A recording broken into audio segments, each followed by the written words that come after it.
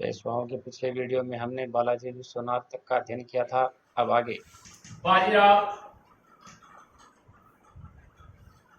प्रथम, ठीक है, 1720 से 1740 तक ये शासन करते हैं। ये इसके लिए जब इनकी मृत्यु हो जाती है तो ये अभी तक ये पद है वो आनुवंशिक नहीं है, यानी पिता के बाद में पुत्र को मिलेगा ऐसा नहीं था। लेकिन साहू, इस समय तक साहू जिंदा है, साहू इसे ही बनाता है कि और इसे माना इसने योग्य पिता का योग्य पुत्र। देखो एक यहाँ एक चीज याद आई है मेरे, कहाँ है वो 1707 में जो खेड़ा का युद्ध हुआ था, कहाँ है वो खेड़ा का। और देखो इनमें यहाँ दुश्मनी है, लेकिन 1731 ईस्वी में इसके समय बाजीराव प्रथम के समय एक वारणा की संधि होती है। हो सकता है बाद में ध्यान में नहीं है, अभी ध्यान में इसलिए आपको बताया मैंने। 1731 में वारणा की संधि होती है, जिसके तहत देखो संभाजी जो द्वितीय है वो साहू की अधीनता स्वीकार कर लेता है, ठीक है। और इसमें भी क्या था, यहाँ जब यह हार जाता है तो उस समय ये होता है कि जो उत्तरी जो मराठा प्रदेश है उसकी राजधानी रहेगी सतारा, उस पर शासन करेगा साहू, और दक्षिणी जो राजधानी रहेगी वो रहेगी कोल्हापुर, और उस पर शासन कौन करेगा जी, संभाजी। देखो योग्य पिता का योग्य पुत्र कहा साहू ने। इस समय मुगलों की स्थिति है वो ठीक नहीं है, बहुत ही मुगलों की खराब स्थिति है। तो इसने कहा कि हम इस परिस्थिति का फायदा उठाएंगे। इसने एक वृक्ष से इनकी तुलना करी कि जी ये वृक्ष है और ये वृक्ष अब खोखला हो गया है, तो क्यों न हम इनकी जड़ों पर प्रहार करें। देखो कहीं जड़ दे रखी है, कहीं तना दे रखते हैं, तो शाखाएं हैं वो तो अपने आप ही टूट जाएंगी। इसके लिए इसने कहा भी था साहू ने कि मेरे को लगता है तुम जो मराठा साम्राज्य है उसकी पताका हिमालय तक फहरा दोगे। और इसका उद्देश्य ही था कि जो यहाँ पर नीचे नदी थी कृष्णा, कृष्णा से लेकर अटक जो पाकिस्तान में है, वहां तक ये अपना साम्राज्य स्थापित करना चाहता था। यही एकमात्र पेशवा है जिसकी दिलचस्पी उत्तर भारत में थी, ठीक है। और ये देखो हमने अगर भारत के मानचित्र की अगर हम बात करें तो यहाँ जो नर्मदा नदी है, इस नर्मदा नदी को या विंध्याचल जो भी पर्वत है उसको पार करके उत्तर भारत में जाना पड़ता था। तो यही एक था जिसने नर्मदा नदी को पार किया, और आगे जो मालवा का प्रदेश है उसके ऊपर इसने आक्रमण किया। एक बात तो वो याद रखनी है। उसके बाद में देखो मुख्य सभी इनके अधिकार क्षेत्र में रहते हैं, लेकिन एक नाम मैंने आपको बताया था यहाँ पर, ये व्यक्ति इनके लिए परेशानी साबित करता है 1724 ईस्वी में, ठीक है। 1724 ईस्वी में बाजीराव प्रथम की सहायता से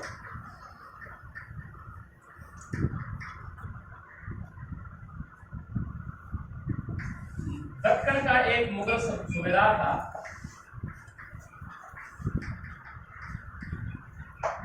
मुबाइज खान,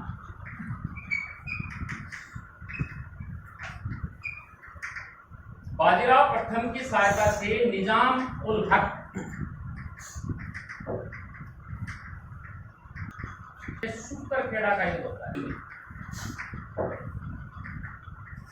मुबाइज खान को हरा देता है और दक्कन की गद्दी अपने पास 1724। और इसके बदले ये मांग करता है किसकी, चौथ और सफेद कि जी ये हमें दें, ठीक है। अब इसके बाद में क्या होता है, थोड़े समय तक तो ये स्थिति ठीक रहती है, लेकिन थोड़े समय बाद में ये चौथ और संदेश मुक्ति है वो देना ये बंद कर देता है। जैसे ही इसकी स्थिति मजबूत है तो फिर ये फिर आएगा 1728 ईस्वी में बाजीराव प्रथम और निजाम, और इनके बीच में पालखेड़ा, और इसमें ये इसको हरा देता है और संधि करनी पड़ती है मुंशी शिवगाम के साथ,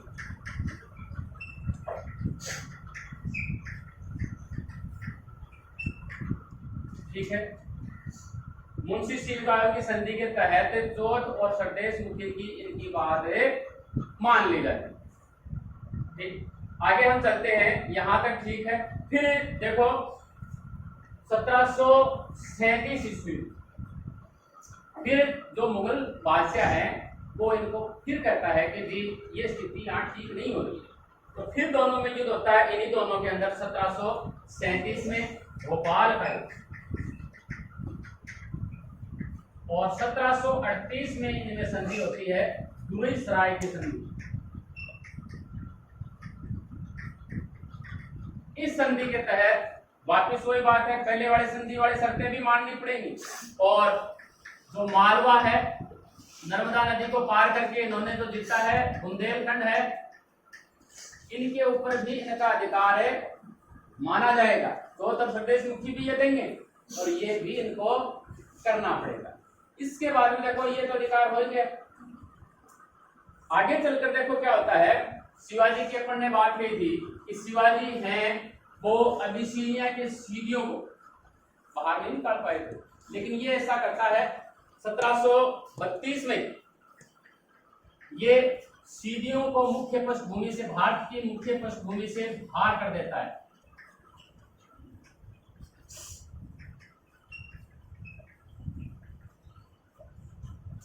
थोड़ी योग्यता हुई। फिर दूसरा कि शिवाजी ने क्या करा था कि गोवा है वो पुर्तगालियों से नहीं छीन पाया था, तो ये क्या करता है 1739 के अंदर जो पुर्तगाली हैं उनसे बेसिन और सालसील छीन लेता है। अब देखो ये क्या था, पुर्तगालियों की दो राजधानी, ठीक है, एक थी गोवा दक्षिण की और उत्तरी की थी बेसिन, और इनसे देखो ये छीन ली। क्यों छीन ली? क्योंकि ये वहां पर बहुत ही मनमानी कर रहे थे। आगे हम पुर्तगालियों की पढ़ेंगे, कार्टेज आर्मेडा जो पद्धति है उसके तहत गोला बारूद और काली मिर्च को छोड़कर सब कुछ ले जाने की आजादी थी। ये दो चीजें फिर भी नहीं ले जा सकते थे, तो सभी पर बैन था। कहते हैं कि अकबर को भी चुंगी देनी पड़ी थी एक बार पुर्तगालियों को। और इसके बाद में देखो इसके लिए जो और चीज है कि हिंदू पातशाही तो आदर्श इसने बनाए रखा बाजीराव प्रथम ने, और जो गुरिल्ला पद्धति थी शिवाजी का, ये भी इसमें भी ये बहुत माहिर था। ये है बाजीराव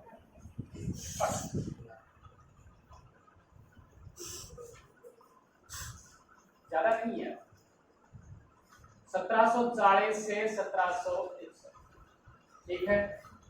ये अपने पिता की तरह योगेश नहीं, सैनिक अक्षमता में ये योग्य नहीं थे, लेकिन अर्थव्यवस्था के क्षेत्र में इन्होंने बहुत सुधार किया। आय व्यय का विवरण रखा और राज्य में आय के संसाधन कैसे उपलब्ध हो तो उनका अधिकतम उपयोग कैसे हो, ठीक है, ये इसका उद्देश्य था। इसमें ये सफल रह गया था और इसे नाना साहब के नाम से भी जाना जाता है। इसके समय एक देखो संधि होती है, साहू 1749 में मृत्यु हो जाती है। और साहू जब मृत्यु होती है, साहू की छत्रपति है अभी तक ये, और मुख्य सर्वोत्तम भी यही है, और ये अपना उत्तराधिकारी नियुक्त करता है राजा राम द्वितीय को, जो कि ताराबाई यानी जो उसका पौत्र भाई ताराबाई का, राजा राम द्वितीय को ये अपना उत्तराधिकारी घोषित करता है। लेकिन ताराबाई यहाँ है, ताराबाई का ही है ये वंशज, लेकिन ताराबाई अपना प्रभाव चाहती है, ये इसके संपर्क में ज्यादा था, तो इसके कारण एक समानांतर सी स्थिति आ जाती है और उसका फायदा उठाएंगे बालाजी बाजीराव। और 1750 में संगोला की एक संधि होती है, उस संधि के तहत अधीनता स्वीकार कर ली जाती है किसकी? पेशवा। ये पेशवा के अधीन हो जाएंगे और 1750 से कहाँ चला जाएगा इनका मूल कारखाना पूना, यानी अब पेशवा का जो मुख्य श्रम स्थल था वो पूना था, तो 1750 में ये पूना हो। 1752 में एक संधि होती है छलकी की संधि, ये होती है इसकी किसके साथ में? निजामों के साथ में, निजाम जो है ना वो निजामुल मुल्क है, वहां के निजामों के साथ में, और इसके तहत फरार का प्रदेश ही इनसे ले लेते हैं। ठीक है। 1700 अगर हम 54 की बात करें, है ना, देखो 1754 यहाँ एक शासक बन रहा है अली गौहर, है ना, तो यहां से एक व्यक्ति चलते हैं रघुनाथ राव। आगे बात करेंगे कौन है रघुनाथ राव, वो देखेंगे। रघुनाथ राव है वो दिल्ली का जो शासक है अहमद शाह, उसको अपदस्थ करता है और अली गौहर को यह शासक बनाने में सफल हो। देखो मराठे कितने प्रभावित कर रहे हैं ये। 1754 में हो जाता है ये।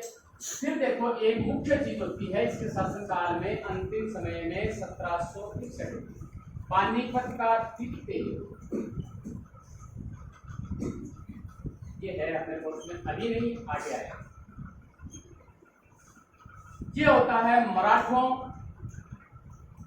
और अहमद शाह अब्दाली के। देखो होता क्या है, इस समय मराठों ने, एक तो रोहेला सरदार थे नजीबुद्दौला, इनको पराजित कर दिया था, और एक अवध के सरदार थे सुजाउद्दौला, इन्हें भी पराजित कर दिया था। तो ये भी नाराज थे और ये भी नाराज थे मराठों से। तो ये दोनों मिल जाते हैं किसके साथ में, अहमद शाह अब्दाली के साथ मिल गए। अब मराठों के साथ था एक इब्राहिम गर्दी, इब्राहिम खान गर्दी, ये तोप खाने का संरक्षक था। इस युद्ध की बात कर रहे हैं। इस युद्ध में सदाशिव राय तो इसका पुत्र था, ये रहता है, और इसका चचेरा भाई था विश्वासनाथ राव, ये रहता। लेकिन एक व्यक्ति है मल्हार राव होलकर, ये जैसे युद्ध शुरू होता है जनवरी 1761 में, 17 जनवरी, उसी समय ये युद्ध से भाग खड़ा होता है। तो मराठों के सेना के पदे उखड़ जाते हैं उसके बाद में, और ये सभी जो भी है, एक व्यक्ति और है जसवंत राव तुकोजी, ये सभी इस युद्ध में मारे जाते हैं। सर जदुनाथ सरकार की हम बार बार बात कर रहे हैं, इसमें जदुनाथ सरकार आएगा, JN सरकारी लिख देता हूं मैं यहाँ पर। ये कहते हैं कि इस समय मराठों में से ऐसा कोई परिवार नहीं बचा जिसने अपना संबंधी या रिश्तेदार न खोया। यानी मराठों के लिए ये स्थिति बहुत ही प्रलयकारी थी। और एक व्यक्ति और है यहाँ पर, काशीराज पंडित, ये कहते हैं इस युद्ध के प्रत्यक्षदर्शी थे। ये बताते हैं कि मराठों के लिए यह युद्ध प्रलयकारी रहा।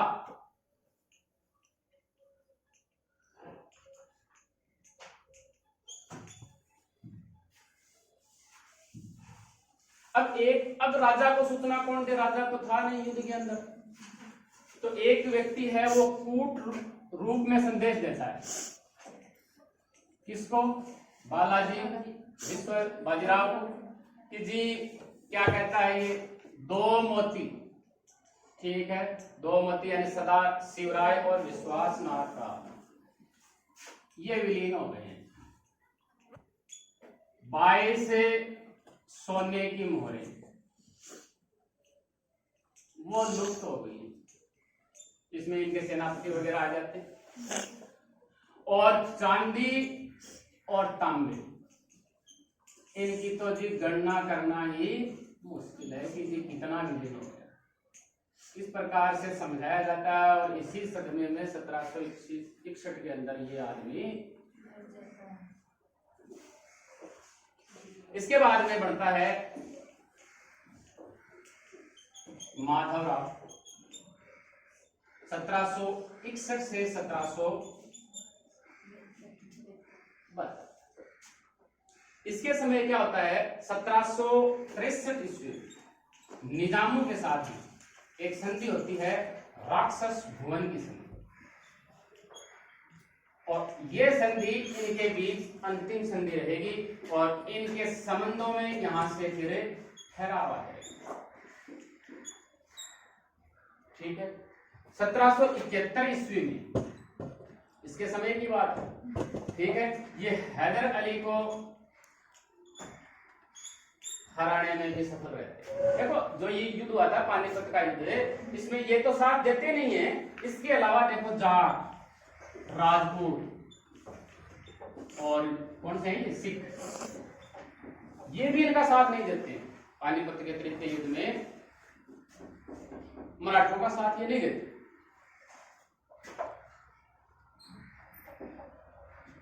यहां पर देखो 1771 की एक बात और करी थी अपन ने, 1771 की जो महादशी इंडिया है करी थी क्या, सालन द्वितीय को दिल्ली की गद्दी पर फिर से बैठाता है।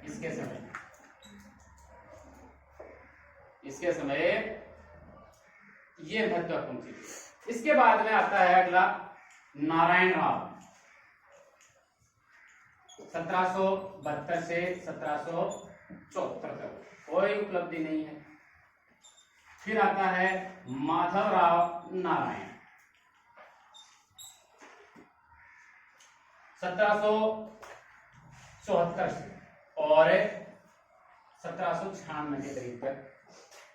इसके बाद में अंतिम है बाजीराव, और ये यहां से लेकर 1818।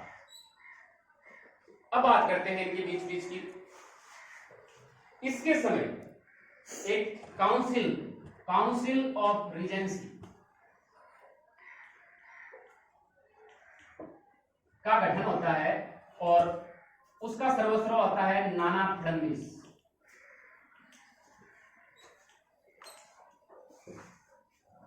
यानी मुख्य रूप से इसी के अधिकार क्षेत्र में सब कुछ रहता है, और इसी के समय प्रथम आंग्ल मराठा युद्ध होता है 1775 से 1782 में होता है ये आंग्ल मराठा युद्ध। देखो यही है ना बीच वाले, देखो इसके समय है ना 1775 से 82 है कि नहीं, प्रथम आंग्ल मराठा युद्ध है वो इसके समय होगा। और बाजीराव जो द्वितीय है ये रघुनाथ राव, देखो यहाँ हम बात करें यहाँ पर ये अल्प वयस्क था, जब इसके पिता की अक्षय से या जो भी है बालाजी विश्वनाथ की मृत्यु हो जाती है तो इसके संरक्षक के रूप में रघुनाथ राव कार्य करता है, तो इसका चाचा था, और इनमें दोनों में लड़ाई हो जाती है और इसी का पुत्र है फिर कौन, बाजीराव द्वितीय, ये शासक बनता है। लेकिन ये देखो कई चीजें हैं वो गलत शुरू कर देता है यहाँ इस आकर। ये एक तो जो इनके अफसर थे, जो भी जहां भी अफसर थे उनमें आपस में ये अनबन करवा देता है। अब इसका फायदा मिलेगा क्या बताओ ऐसे करने से? एक इजारा पद्धति शुरू कर देता है ये, यानी भू राजस्व की इजारा पद्धति की, मेरे को बेमतलब ऐसे काम नहीं होगा। और एक है बेसिन की संधि होती है 1702 में, जिसके द्वारा ये मुगलों के अधीन लाने की कोशिश करता है। मराठा पेशवाओं का हमारा ये अध्याय इसी के साथ समाप्त होता है।